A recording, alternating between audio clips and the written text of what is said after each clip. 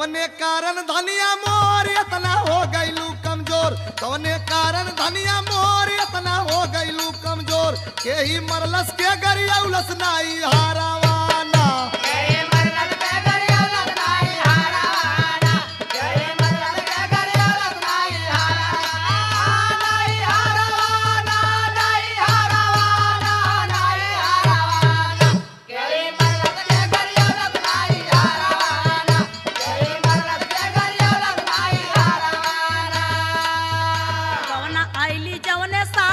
से बीतल 12 साल, गवना आईली जवने साल, तब से बीतल 12 साल, हाल मो कवन सुनाई ना भरल या चार